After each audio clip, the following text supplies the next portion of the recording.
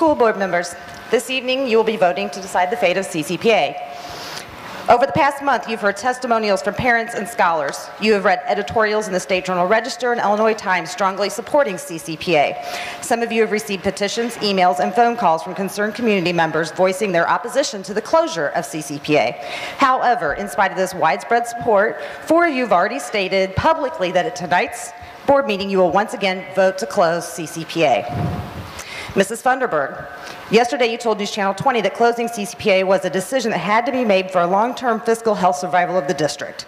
I would like to focus on this subject and argue that closing CCPA was not the decision that had to be made. In fact, based on all information provided to the CBRC since September 2012, closing CCPA was a decision that should never have been made for a long-term fiscal survival of our district. In the fall of 2012, the district administration provided the CBRC with a variety of documents intended to assist the committee in making budget recommendations. One of these documents was outlined a Lincoln CCPA closure scenario, estimated that the district would save $1.9 million by closing both. With this information, the CBRC concluded the $1.7 million could be saved by closing CCPA alone.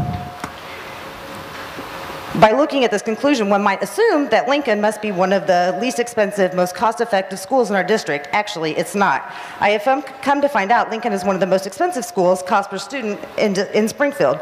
I tried to educate myself. I reviewed the CBRC minutes that were available on the electronic school board website, but there were 5 missing sets. I sent a FOIA request asking for a breakdown of the cost savings based on the CBRC recommendations. That information was not available. If you were not provided with a breakdown of cost savings, how were you able to make an educated vote? Regardless, CCPA is working efficiently.